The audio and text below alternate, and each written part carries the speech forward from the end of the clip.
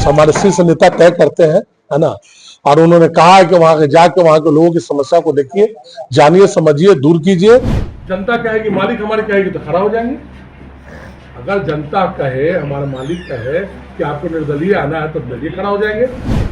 जदयू से हम लोग आएंगे तो 100% विकास होगा। विकास पहले भी चूंकि हुआ ही है। क्षेत्र में आज जो है चुनावी आगाज कर चुके हैं, क्या प्राथमिकता रहेगी, कौन सा मुद्दा आपका रहेगा बड़हरा विधानसभा क्षेत्र? सबसे पहले रोजगार, स्वास्थ्य, शिक्षा और हर हाथ को काम। स्वास्थ्य रहना बहुत जरूरी है, शिक्षा बहुत जरूरी है, चूंकि हम शिक्षा से जुड़े हुए हैं, कई संस्था हमारे हैं। और हम पहले ही बोले हैं, हम हर एक प्रति वर्ष 25 गरीब बच्चों को निःशुल्क शिक्षा देते हैं। उनसे किसी तरह का कोई फी नहीं लिया जाता है, कोई हॉस्टल का चार्ज नहीं किया जाता है। तो शिक्षा बहुत जरूरी है। और रोजगार की बात है तो हर एक हाथ को रोजगार होगा, तरक्की होगी। हमारे नेता का भी यही संकल्प है। जिले का क्षेत्र से आप दावेदारी ठोक रहे हैं, वहां प्रत्याशियों की बाढ़ आ गई, क्या लग रहा है कि ऐसे में रणवीर सिंह का चेहरा कहां जाएगा? देखिए, प्रत्याशी लोग, आपका कहना सही है, काफी लोग घूम रहे हैं, लेकिन अब तो जनता तय करेगी ना, मालिक तय करेगी कौन घूमना शुरू किया है, कौन पहले से घूम रहा है, किस लोगों ने काम किया, कौन लोग काम नहीं किए हैं। इतना तो जनता को समझ में आएगा ना। तो जनता बहुत सोच के, और अब जनता बहुत समझदार है। तो सिर्फ घूम जाने से, है ना, से अगर आप अपनी दावेदारी ठोक रहे हैं, तब तक हर एक राजपूत वर्ग, हर एक समाज के वर्ग, आरा बढ़ारा, हर एक विधानसभा अपने द्वारी को कहीं ना कहीं ठोक रहे हैं कि मेरी दावेदारी ये दावेदारी है। तो जो लोग लगता है कि जो लोग सेवा भाव से यहाँ पर है, सेवा कर रहे हैं, लोगों के बीच जा रहे हैं, जनता मालिक है, उनको चुनेगी, शीर्ष नेता की तरफ से उनको ये दिया जाएगा, वो लोग चुनाव लड़ेंगे। लेकिन किसी भी हाल में, चूंकि जब एमएलसी हम रहे और नहीं रहने के बाद भी लगातार हम जुड़े रहे, हमारा यह सेवा का भाव बढ़ारा में निरंतर चलता रहेगा। क्या पार्टी अगर टिकट नहीं देती है तो क्या जनता के बीच निर्दलीय भी खड़ा रहेंगे? जनता कहेगी, मालिक हमारे कहेगी तो खड़ा हो जाएंगे। अगर जनता कहे, हमारा मालिक कहे कि आपको निर्दलीय आना है तो निर्दलीय खड़ा हो जाएंगे। रणवीर जी, बतौर एमएलसी रहते आपने अच्छा कार्य किया था। बढ़हरा में दो बार आपने दावेदारी ठोका, इस बार क्या लग रहा है, ऐसी कौन सी सबसे बड़ी समस्या बढ़हरा क्षेत्र में आपको दिखाई देती है जिसे पूरा करना बहुत जरूरी है? देखिए, हम तो जब एमएलसी थे तो यहाँ एम्बुलेंस अपने फंड से देने का काम भी किए। जो समस्या है बाढ़ में, तो चूंकि उससे पूरा बिहार ग्रसित हो जाता है बाढ़ के समय, तो ये एक नेचुरल, ये प्राकृतिक आपदा है। तो उस समय अधिक से अधिक बढ़ चढ़ के जो है ये समस्या कम हो जाए, सरकार भी चाह रही है। और शिक्षा, है ना, हर एक घर में हर एक बेटा, हर एक बेटी शिक्षित हो, है ना। ये जो है मेन समस्या है, जो पहले से बेहतर हुआ और इसको और बेहतर करने की कोशिश किया जाएगा।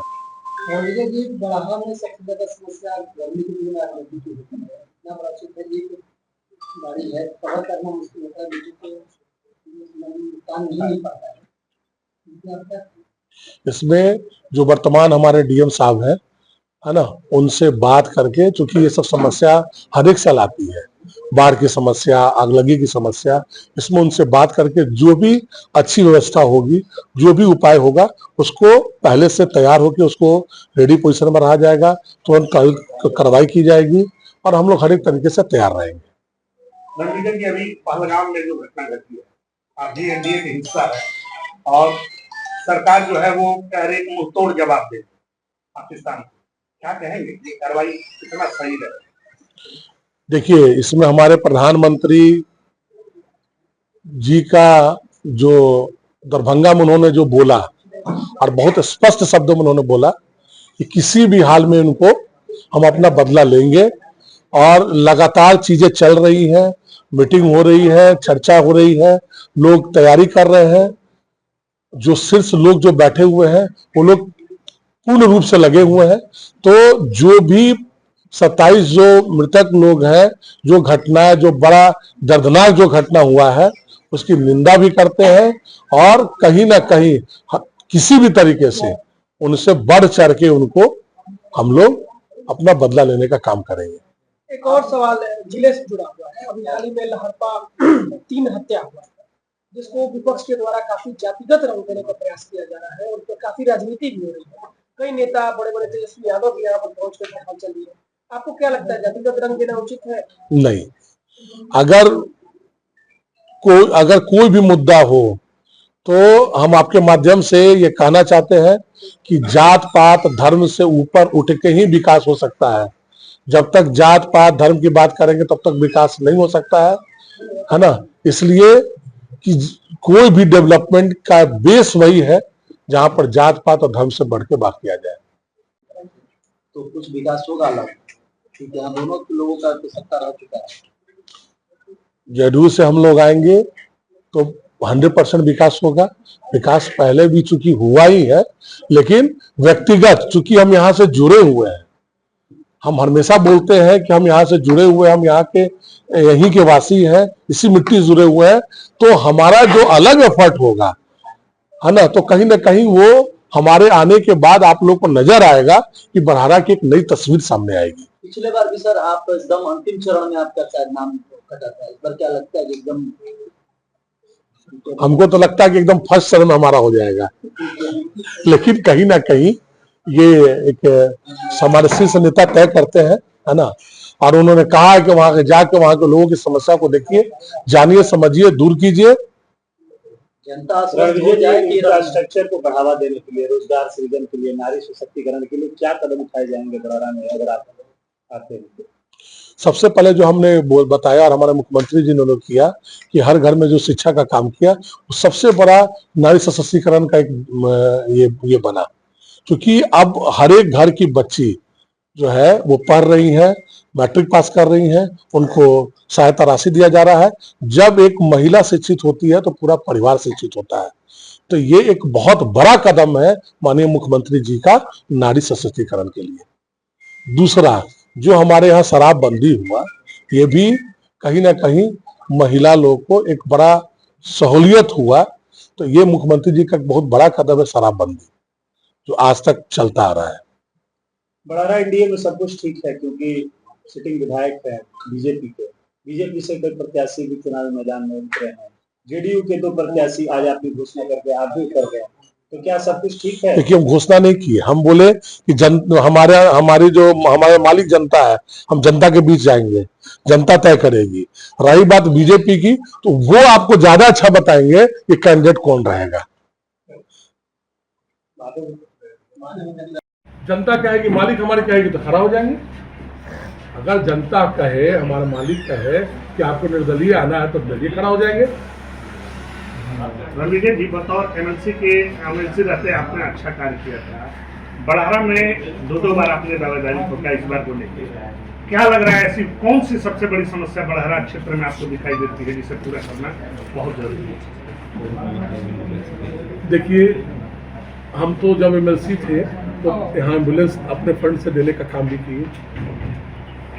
जो समस्या है बाढ़ में, तो चूंकि उससे पूरा बिहार ग्रसित हो जाता है बाढ़ के समय, तो ये एक नेचुरल, ये प्राकृतिक आपदा है। तो उस समय अधिक से अधिक बढ़ चढ़ के जो है ये समस्या कम हो जाए, सरकार भी चाह रही है। और शिक्षा, है ना, हर एक घर में हर एक बेटा हर एक बेटी शिक्षित हो, है ना, ये जो है मेन समस्या है, जो पहले से बेहतर हुआ और उसको और बेहतर करने की कोशिश किया जाएगा। पनोरमा ग्रुप, जो सोचता है वो करता है, आपके अपने सपनों का आशियाना। ये लो, मुंह मीठा करो, आज मैंने अपना जॉब छोड़ दिया, अब हम पूर्णिया वापस जाएंगे। जॉब छोड़ दिया है? मतलब ये घर कैसे चलेगा, हम करेंगे क्या, और माँ बाबूजी क्या बोलेंगे? इसलिए मैं एक और मिठाई का डब्बा लाया, अपने बिजनेस के लिए लोन अप्रूव हो गया। अरे लोन अप्रूव हो गया वो तो ठीक है, लेकिन पूर्णिया में हम रहेंगे कहाँ? अपना घर भी तो नहीं है वहाँ। इसलिए तो एक और मिठाई का डब्बा अलग से लाया हूं। हमने पूर्णिया में घर ले लिया है, पूर्णिया के ई होम्स पैनोरमा में।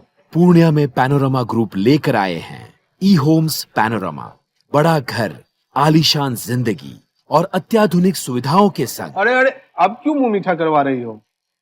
क्योंकि हम घर वापसी जो कर रहे हैं। घर वापसी की खुशी पूर्णिया में ई होम्स पैनोरमा के संग।